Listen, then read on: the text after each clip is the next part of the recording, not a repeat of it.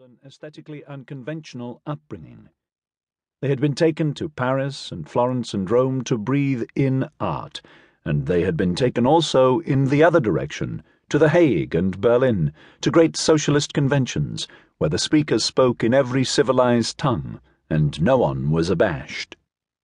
The two girls, therefore, were from an early age not the least daunted by either art or ideal politics. It was their natural atmosphere. They were at once cosmopolitan and provincial, with the cosmopolitan provincialism of art that goes with pure social ideals. They had been sent to Dresden at the age of 15, for music, among other things, and they had had a good time there. They lived freely among the students. They argued with the men over philosophical, sociological, and artistic matters. They were just as good as the men themselves, only better, since they were women. And they tramped off to the forests with sturdy youths bearing guitars, twang, twang. They sang the Wandervogel songs, and they were free. Free! That was the great word.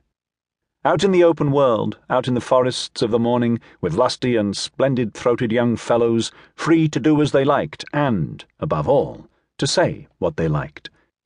It was the talk that mattered supremely, the impassioned interchange of talk. Love was only a minor accompaniment. Both Hilda and Constance had had their tentative love affairs by the time they were 18. The young men with whom they talked so passionately and sang so lustily and camped under the trees in such freedom wanted, of course, the love connection. The girls were doubtful, but then the thing was so much talked about, it was supposed to be so important, and the men were so humble and craving. Why couldn't a girl be queenly and give the gift of herself? So they had given the gift of themselves, each to the youth with whom she had the most subtle and intimate arguments. The arguments, the discussions, were the great thing. The love-making and the connection were only a sort of primitive reversion and a bit of an anticlimax. One was less in love with the boy afterwards, and a little inclined to hate him, as if he had trespassed on one's privacy and inner freedom. For, of course, being a girl, one's whole dignity and meaning in life consisted in the achievement of an absolute, a perfect, a pure and noble freedom. What else did a girl's life mean? To shake off the old and sordid, connections and subjections.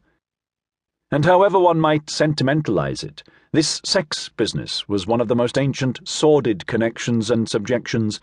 Poets who glorified it were mostly men. Women had always known there was something better, something higher, and now they knew it more definitely than ever. The beautiful, pure freedom of a woman was infinitely more wonderful than any sexual love. The only unfortunate thing was that men lagged so far behind women in the matter.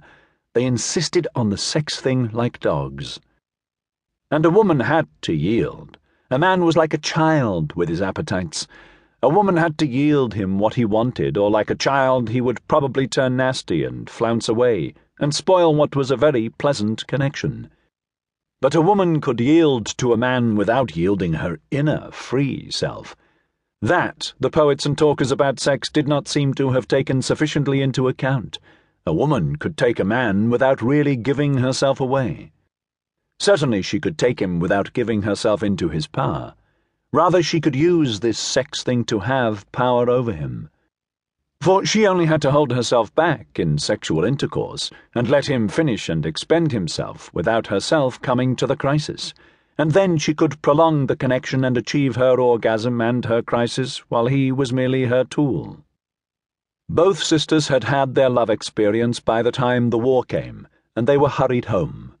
Neither was ever in love with a young man unless he and she were verbally very near, that is, unless they were profoundly interested, talking to one another.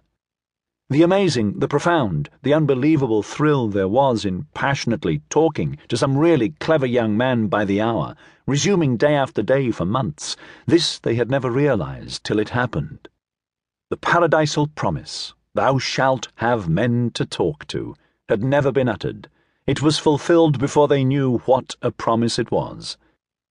And if, after the roused intimacy of these vivid and soul-enlightened discussions, the sex thing became more or less inevitable, then let it.